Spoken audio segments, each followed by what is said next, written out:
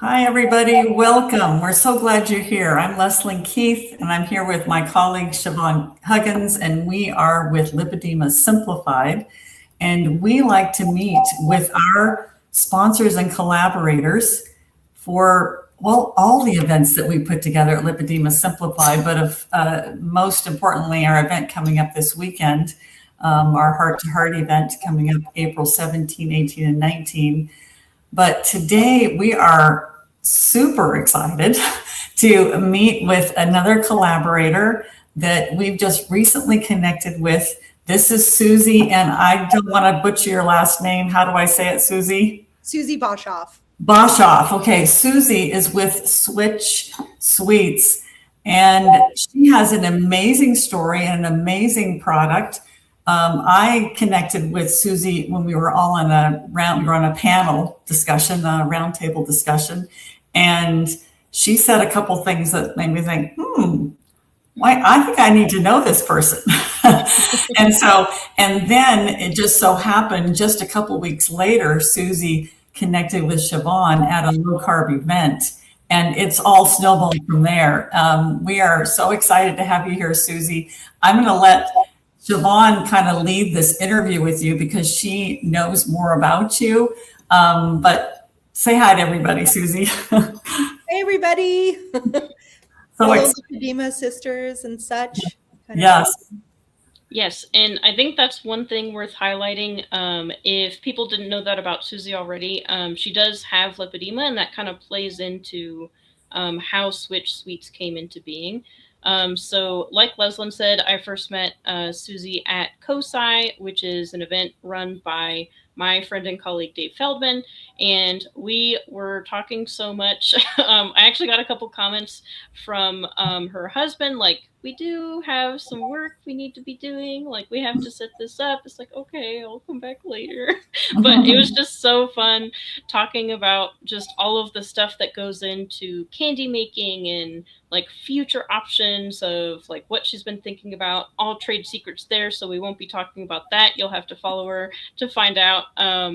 But yeah, so I think the first thing I would want people to know is like, how did you come into making Switch Sweets? Like, what is the thing that made you think this needs to exist in the world? Well, I mean, okay, so I was diagnosed in, I think, 2012 with lipedema. I was diagnosed by Dr. Herbst, Karen Herbst. Most people know her. And at the time, I had been diagnosed with Derkham's disease, and that's what I thought I had, and which is what led me to her. And then she said, well, you definitely have lipedema. And I was like, what?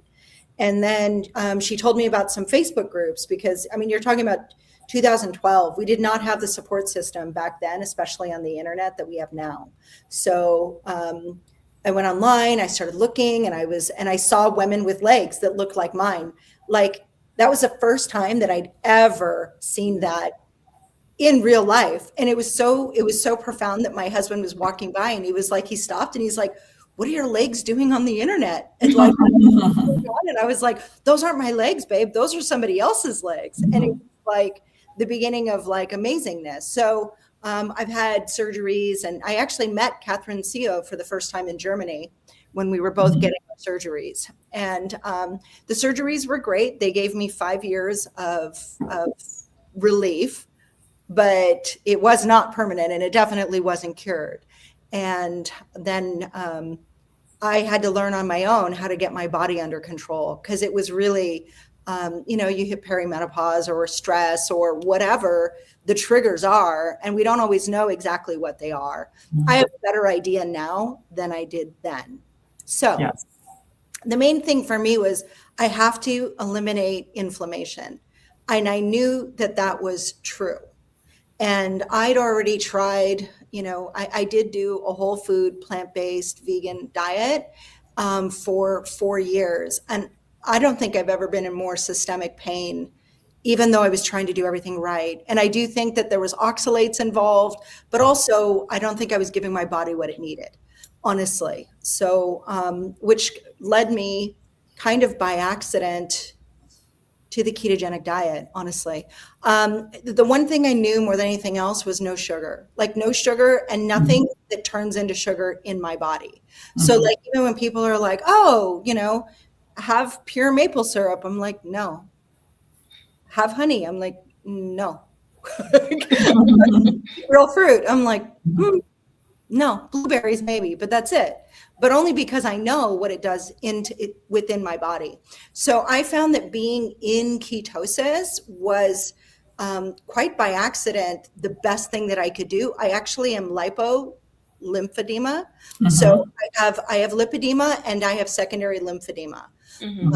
And so for me, especially living in Florida, like the summers are the worst. My feet just turn into this big amalgamation where you can't tell where my toes begin and the rest of my leg ends, like really. And I have never been able to get that under control until I eliminated sugar, anything that turns into sugar, which is all starches. And once you experience that, you can't like unfeel it. Like it just is too good. So, yeah, I stopped having any sugar, but I missed it. And because I also have Ehlers-Danlos, which some people probably know is a common comorbidity to lipedema, I really think the whole thing is interwoven. That's my, and no pun intended, but really, you know, it's the fascia, it's the tissue, it's everything, right? So, but for me, it was, what do I do to keep the inflammation down? So I started screwing around at home. I would make my own gummy bears in between our travels because honestly, I don't bake. And I know some people like baking, but I also, I do watch my oxalates because I do find that from having been a whole food plant-based vegan, I actually had such a high level of oxalates in my system that I'm sure that was making it way worse pain-wise. So I just don't have them. So I don't do the almond flour and the stuff like that a lot of people might do, even when they're low carb, right? My thing was gummy bears. So I started making gummy bears at home. And I was experimenting with different shapes and different sizes and different ingredients. But I also am very aware of like what I don't want to put in there.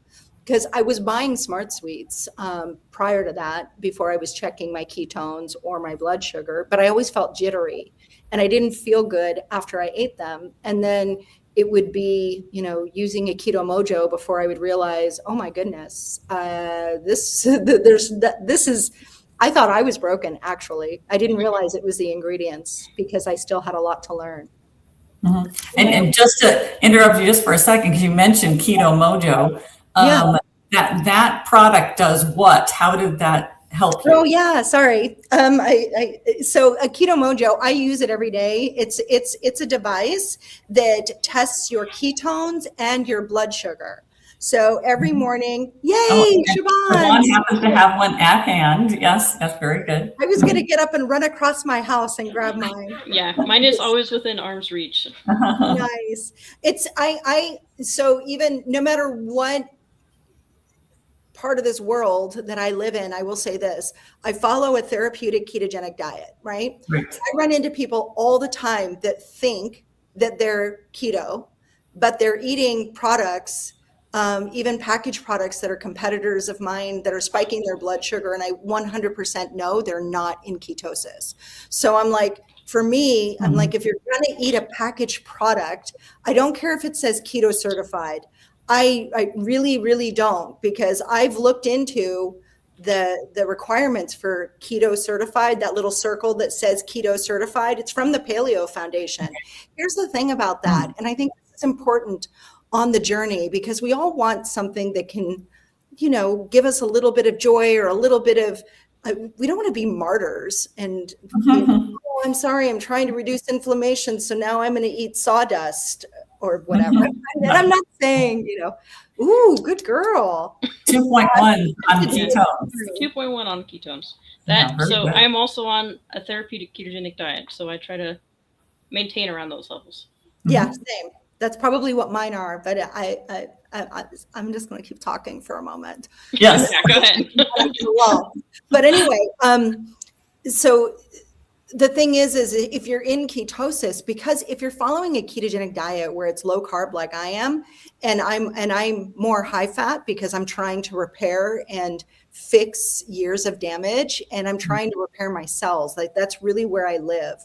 So for me, if you're not in ketosis and you're eating high fat, and then you're also actually running on glucose, you are absolutely 1000% driving inflammation and sabotaging any chance of weight loss. So for somebody to be keto, where especially if they're high fat and they're like snacking on butter, but then eating a chocolate square from, yes, I'm going to throw them under the bus, chalk zero, and their blood sugar is spiking and they're absolutely not in ketosis, sabotage. Like total it sabotage. gets into like this weird mixed state because you're eating a lot of fat, but then you're also spiking insulin, which is signaling to store it. And it's like, for someone who's metabolically healthy and they're just like maintaining, maybe that's fine for them to be on more of a mixed diet, like the French do it. There's plenty of societies do it when they're already healthy. But when you're on like this metabolic ill health spectrum, it gets a lot more difficult to do that. And then that mixed state is kind of questionable. Well, then you get that stall and you're like, I can't lose weight no matter what I do. And it's not, and of course, the lipedema weight isn't just going to melt off like regular weight. Right. But anyway, that's what brings me to the journey of this. So I made my own gummy bears, and during lockdown, I was making a lot of them. And my husband was like, I think these are really good. I think we should bring these to market. And I was like, what do we know about this arena? Like, really, you know? Here's mine. Yay! So that's how the journey started. And then less than a year later, we were on our first retail shelf. So obviously we've had different iterations, and I've learned sort of the dark side of manufacturing. And I've also had to fight tooth and nail to keep my product clean. Yes. And there's been many moments where I've gotten into like, you know, those moments like with a co-manufacturer where I'm like, no, we're not going to use that. And they're like, but we always use that. And I'm like, no, we don't. Like, they're like, okay, but I don't know how to do it without that. I'm like, well, we're going to figure it out. You know, that's Right. kind of, and it's a very interesting thing. Like maltodextrin's in everything, in carriers. It's in protein powders. It's in anything that used to be wet and is dry. 90% of the time, 95% of the time, it's going to have maltodextrin in it. So it's been like, I had to navigate the journey of like, but that'll spike your blood sugar and that'll kick you out of ketosis. I don't want that. What else can we use? And they're like, and I'm like, you know, so that's been the journey the whole time. The caramels were an accident. My husband, he was testing out, I have some of those here too. He was testing out an ingredient, possible replacement ingredient, if we couldn't get it for our gummy bears, and it didn't work. So he ended up with these like, these gooey gummy bears that he was pulling out of the mold. And instead of getting upset, he was like inspired. And then he was like, wait a minute, I wonder if I can make caramel. Yeah. And it smelled amazing. And he's like, babe, keto caramel. I'm like, stop. And it didn't stick in my teeth. And I was like, this is amazing. Very good. Very good. Actually, Siobhan, I'm going to let you go with the next question because, I mean, you guys just know each other so much better. I'm fascinated by this story, Siouxsie, and the development of your products, but I know there is more to the story. Go ahead, Siobhan. Yeah, I was just going to point out that I think it's so cool that your husband is on board with this, like completely helping out, like totally involved, excited about everything going on. And we have a comment. Yes. Lori Peterson asked, what is the brand Siouxsie is sharing? Cannot see it on my mobile phone. It is Switch Sweets. So SWITCH Sweets, SWEETS. And it is Siouxsie's company. And she has caramels and gummy bears and all sorts of things. I was just going to say maple syrup. Yeah, the maple syrup. And I definitely want to talk about this for a minute, because so as our brand evolved, like we did the caramels, And the caramels were fun. I had to learn how to preserve them better because we used such clean ingredients and such natural ingredients, and they weren't lasting through the heat at all. Mm-hmm. And they have to have shelf stability. So I was like, Yes. okay, how do I get shelf stability without selling my soul? Right. Without Yes. driving inflammation? Like, how do I Yes. do that? Yes. And that was, and again, that was a challenge, but we figured it out. And then our pancake syrup. So this was fun. I make an amazing 0 carb pancake, and I have loved pancakes. I can't even remember when I didn't in my lifetime. I was one of those like all day breakfast. Yes, give me pancakes, right? Yeah.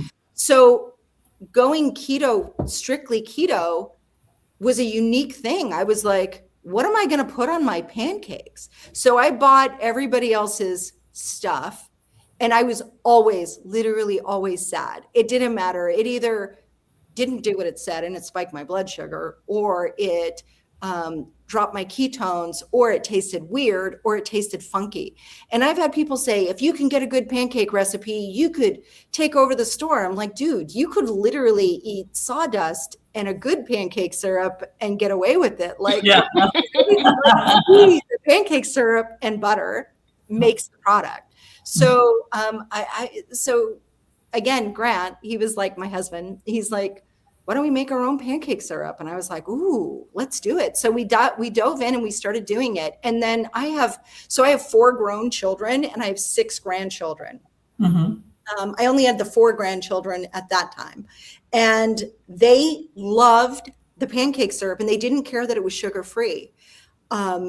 They just thought it was delicious. And literally, it was, my oldest daughter was like, I think you should actually bottle this. And I'm like, what are we going to be, like the Gummy Bear Caramel Pancake Syrup Company? Yes. And I was like, okay, maybe. So then we did a small run of the pancake syrup. We only did 2,500 bottles. And then we took, I want to say 10 cases with us, which there's 12 in a case, to KetoCon, which is now called Hack Your Health. And we sold out the first day. Oh boy. And I was like, oh man, there's a need for this. And it's my favorite product to taste test because people's minds are blown. They expect sugar-free to taste gross. And this is a diner style pancake syrup. When people are like, just have maple syrup, I'm like, no, it'll spike your blood sugar. Yes. Not what I'm doing, but I want something that satisfies like that. So people put it on bacon. They put it on salmon, and they make like a maple crusted salmon. Oh my. They put it in whipped cream. They put it in yogurt. And the thing is because it's only got 4 ingredients, right? So it's pure allulose. And if people are not familiar with allulose, I want to share this because I think it's really important. Allulose is a rare sugar. It's a monosaccharide, and it actually bakes similar to sugar. It caramelizes like sugar. But here's what it is that's amazing. It's almost identical molecularly to fructose, except that it's got one molecule separate and it's on the opposite side. It actually does the opposite of what fructose does. So I don't want to get super nerdy here, Feel but free. But for people a ketogenic diet or trying to restore their metabolic health, it's very widely agreed upon that one of the major things that's destroyed our culture and our metabolism is fructose. Yes. And when you think fructose is natural and it's in fruit, okay, yes-ish. And I will tell you that fruit has been hybridized over the years and cultivated to be sweeter and have less fiber and all of the things to make it more delicious and whatnot. So regular fruit, even in its whole form, is still problematic in excess. And here's why. Fructose is not processed the same as straight sugar is, or glucose. It's actually processed in the liver, and it creates a burden on the liver. And one of the things that's very, very well known now is that fatty liver disease, non-alcoholic fatty liver disease, is one of the most prevalent conditions in our society now, but it's because of the fructose. Yes. It's actually worse than table sugar, even though table sugar is 50% glucose and 50% fructose. Mhm. So it creates a unique set of difficulty for the body. Yes. You know, for many reasons. All the things that sugar can drive and fructose can drive, Mhm. allulose does the opposite. So allulose Yes, is, and I will just say, for one, a surefire way to cause non-alcoholic fatty liver in the animal models that they have is fructose and seed oils. So high linoleic acid plus fructose, surefire way to do it. Linoleic acid plus alcohol, that's another way to do it. So you have the effect of linoleic acid, which is sensitizing the liver to oxidative damage. And then you have things that induce oxidative damage, and then it's not a very happy marriage between those two things at all. But the other thing I wanted to mention is that I am very sensitive to fructose, both in terms of mental health and then also in terms of swelling, and maybe those two are connected, because Leslyn has mentioned a mouse model in which fructose had negative impacts on lymphatic function. So, hey, maybe that is relevant to people with lymphatic impairment. Well, and they were specifically, the researchers in that mouse study were trying to see what the impact of metabolic syndrome was on the lymphatic system. How did they induce metabolic syndrome in the animals? They gave them high doses of fructose. Yeah. So it's an amazing study. Yeah, I can handle high starch very well, because I've tried like the potato diet, for example. That was perfectly fine for me. Mixed diets, not good for me at all. Lots of weight gain, lots of just mental health issues and stuff like that. But even small, like tiny amounts of fructose will trigger like mental health relapses and stuff. And they're short-lived, like it'll pass after maybe like 8 to 12 hours or so, but still not pleasant. You don't know what lasting effects you're having. You know, you're saying it'll go away after a couple hours, but you don't know if there is some lasting effect. So, as Siouxsie says, it's better just to avoid it. And even though allulose is very similar in structure to fructose, I have zero issue with it. I will say that I do know like 2 people who say that they have consistent digestive issues with allulose, even if they start off very small. So that's worth noting. If you haven't tried it before, try a small amount and work up if you're okay with that. But other than that, like I've had no issues with it whatsoever. My mood is perfectly fine. Like I've mentioned previously, I've been making a lot of fudge. I've been using allulose in that because it creates just that perfect fudgy texture, and it's a sweetener that I know I can trust. And there's been a lot of interesting research on it in terms of it slightly stimulating like GLP-1 receptors, and then decreasing blood sugar levels, not through insulin, but through blood sugar uptake. So, and just to be clear, Siobhan is talking about natural GLPs, not the drug. Yeah. So there are different food things that can increase GLP-1, which can help with things like satiation and stuff like that. So linoleic acid tends to be on the lower side. More saturated and monounsaturated fat tends to help increase it. Allulose seems to help increase it. So we're looking at these things and like, what can we include in our life to do this naturally? And in some cases, additional medication might be necessary. But for cases where that's not true, like, okay, how do we do this in a way where we're getting satiated from what we're eating and we're getting the benefits that we want in terms of a non-inflammatory diet, in terms of weight regulation, in terms of joy in life, because food is something that should be pleasurable. It should not be a punishment. Siobhan, before we get too much further, people are interested. Can you post those links for people to find Siouxsie and find her products? We'll have that below. And Siouxsie, I wanted to ask you, because we're talking about the syrup, your wonderful syrup product, but I know that you must have like a carnivore pancake recipe, because you did not want to use the almond flour. So I've seen like a steak and butter gal had a 4-ingredient one for carnivore pancakes. What do you do? So I do cream cheese and eggs. I do have dairy, and I'm okay with it. I make sure that it's organic. But I have a book I have a book that's a free download on the website. Okay. I'm revising it with the Switch branding because it has our old branding on it, but it doesn't matter. The recipes in it are still fantastic, honestly. And there's all different kinds. There's low carb, high protein. They're all tried and true. So I have a wide variety of sugar-free people that obviously buy my product, right? Mm-hmm. I wanted to say one thing to tack on to what Siobhan was saying.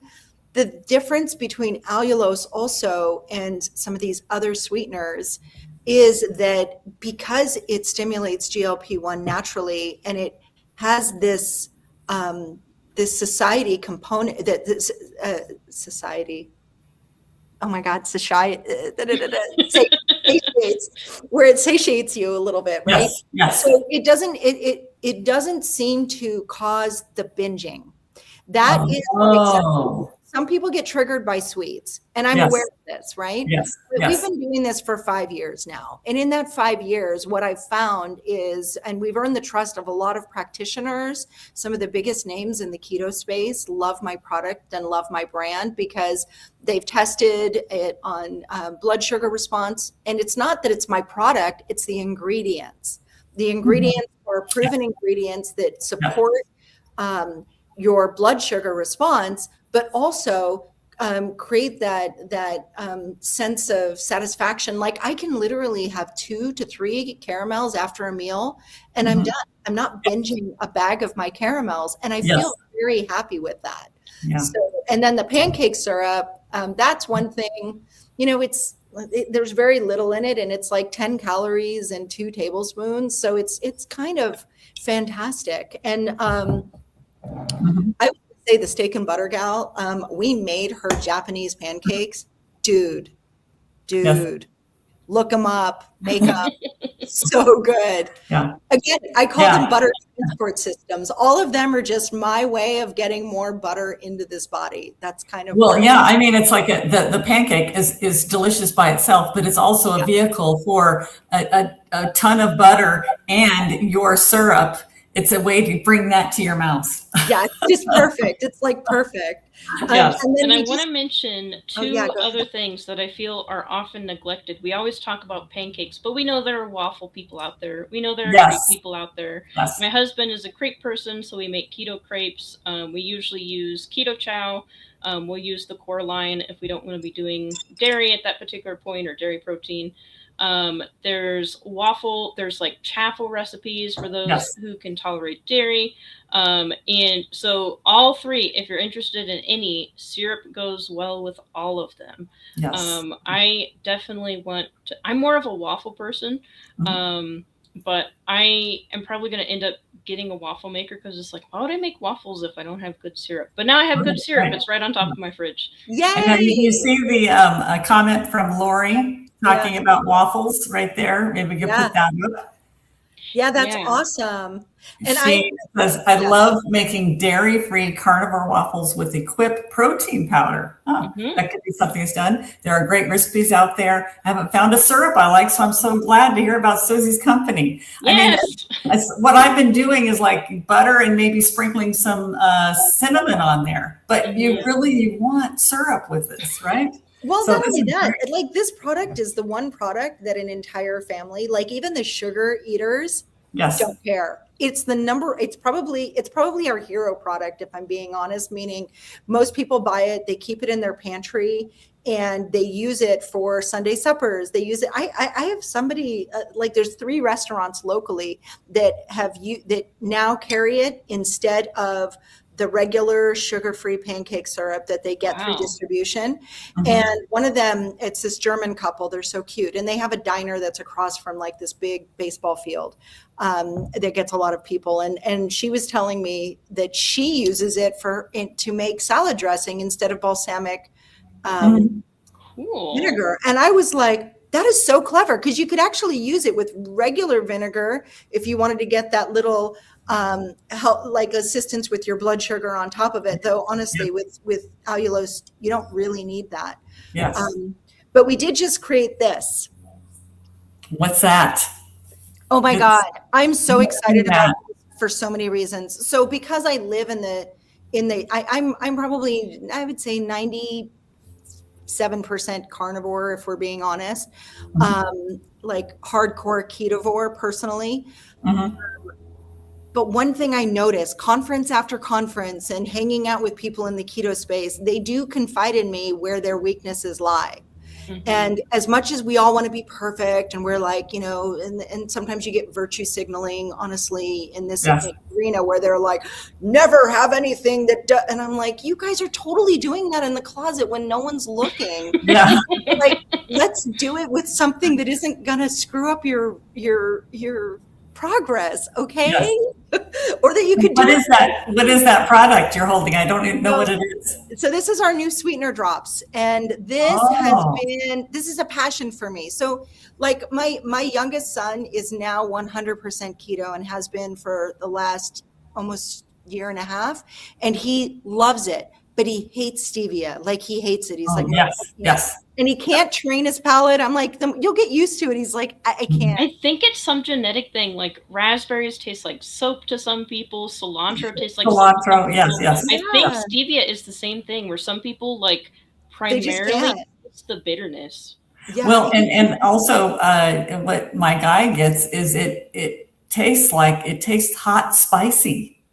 Oh. And it's like his mouth is burning. I go, don't do it. You don't want anything with stevia. Well, the other thing with stevia is because it's a ragweed, people with ragweed allergies can have an allergic reaction to it. So that's another reason, like, we need better options, which goes back to this sweetener drops. Yes. So what we did, so allulose by itself is only 70% is sweet as sugar. And what I've observed, like if you have crystal allulose and you try to sweeten your coffee or your tea or whatever it is, if it's not like a bakeable product or something like that, where you might end up, you know, cooking it and utilizing it, it'll tend to get watered down, and then the sweetness dissipates. So you have to use a lot of pure allulose to sweeten your coffee properly. And going back to what Siobhan said about her couple of friends that were sensitive, that is where you will absolutely see it. And I'll have somebody say, oh, I'm really sensitive to allulose. And then I'll find out that they did like 3 of those little packets of allulose in their coffee because that's what it took to make it sweet. And I'm like, I have a company that deals with this, and I wouldn't do that to myself. Like no one's eating that much in one little setting by itself, especially. So what we did is we found this product, which I'm really excited about. We found a protein that's a sweetener. It's actually not really technically a sweetener, and it's called Katamfi fruit extract. So Katamfi fruit is a West African fruit that actually grows up in the Sierra Leone area of Africa. And it's first of all, it's a protein. Secondly, it only tastes sweet to humans and primates. It does not taste sweet to any other mammal. Interesting. And what I think is fascinating is it has these protein peptides in it that stimulates and helps support your bile production and your stomach acid. And it's been shown in one study to reduce H. pylori by 85%. Wow. So here's my theory. I think that Katamfi fruit exists for hunters in Africa. Yes. So that when they eat something that's sketchy or has bugs in it or whatever, that they have something that tastes sweet so that they want to eat it, so that it supports that. It's 3,000 times as sweet as sugar. Oh, wow. So it's been approved literally in the food system since the 70s because it has no known allergens. It has no known reactions in all of that time. And you need so little of it. So we found that just a trace amount of the Katamfi fruit with the allulose, and I put 3 drops in a glass with a whole bunch of squeezed lemon, and I have instant lemonade. I put it in coffee. Wow. Like it doesn't, and it has it doesn't bring another flavor profile to it. It's just a sweet, clean one. Siobhan, you have it, right? Are you using it? Yes, I have 2 bottles of it. I have one in my travel go bag, which is just the thing I grabbed that has like my bar version of shampoo and conditioner and extra toothbrush and all that. So it's in there. So it's always with me when I travel. And then I have another one that's over by where my coffee setup is. And usually I'll have one of these per day of coffee. So it's like 4 cups of coffee. And I'll add 3 drops to it. And then a little bit of the organic heavy cream that I get. And it's like, when I was a teenager, I had a lot of like Starbucks and stuff like that, like Frappuccinos and things. If I blended that with like ice, like blended up ice, it would taste like a Frappuccino. Like it's that good, and there's no aftertaste, and it's just like satisfying and nice, and it's like a little sweet treat to get me through like meetings and working on different research stuff. I have really been liking it. And the thing is, like, the bottle's this big, but you're literally using like 3 drops. Right. So it's going to last you a long time. Yes. Yeah, and it's not very expensive either. And guys, I hate to wrap this up. We have gone quite a bit over our time. We usually do these lives, but it is such a fascinating topic. Siouxsie, we have to have you on for a full webinar to talk to everybody about this, which we will definitely be working with you to schedule in the future. People are so interested in that. We are so interested in it. It's been lovely talking to you, and we're just so thrilled that we've connected with you, and we look forward to collaborating with you more in the future. Thank you so much for being here with us today. Oh, And real quick before we sign Yes, off, I am yes. going to test this new product that's out. It is the Oh yes, we got it. She has a new product. Sweet and crunchy fluffy bears, which are freeze-dried gummy bears, completely keto. These are ketogenic certified, so lab tested and CGM tested and all that good stuff. So I'm going to try it, and to be considerate of the people watching, I will let you hear the first crunch, but then I'm going to mute myself to finish chewing because they are crunchy. Make sure you show them. Yeah, so you can see right here. Nice. They're not pretty, but they're little fuzzy bears. It looks almost like a chicharrone. Yeah, like a pork rind. Yes. Yeah. And they smell sweet. They smell fruity. Crunchy. Oh wow! Yes, and so it makes me think of almost like a fritter or something like that. Well, it's light and crunch. It's so in the keto space, what I love about the freeze-dried candy is that it gets crunchy and airy, and it's a texture profile that you don't get in the sweet world, but Yes. you get in the savory.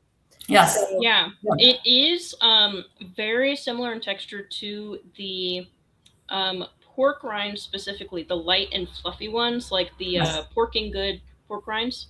But it's sweet instead. It almost like dissolves in your mouth a little bit as you're chewing. Oh, interesting. Very, very satisfying texture.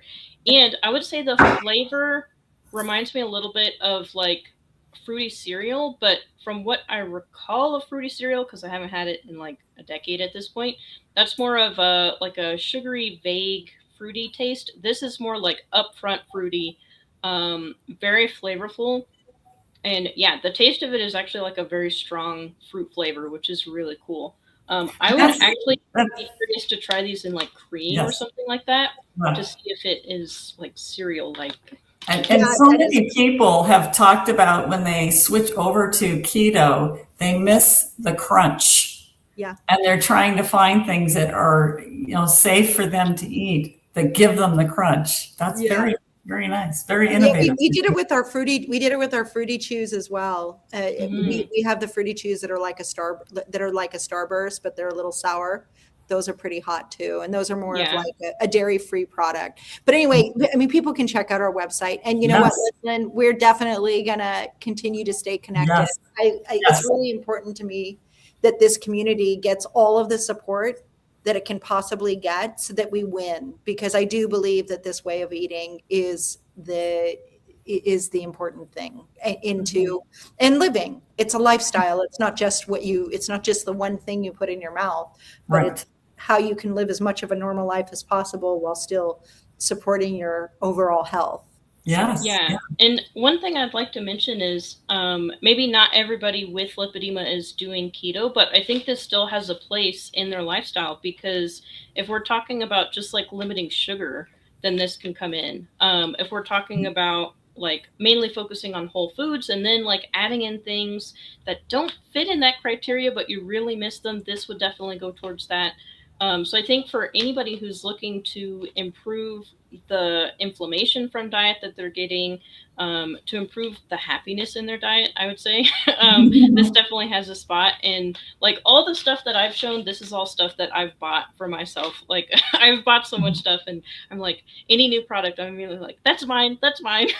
So I am definitely a super fan, and I think I will continue to be a super fan. And yeah, I'm really looking forward to seeing what else you guys come up with. Thanks. Thank you so much, Siouxsie. Yeah, thank you guys. That was great. All right. Yes, and we will see everybody next time. But thanks so much for joining us. Thanks for all your questions and comments. And we will have more of these and more webinars, and we will definitely be having Siouxsie back. So bye-bye, everybody. Thanks for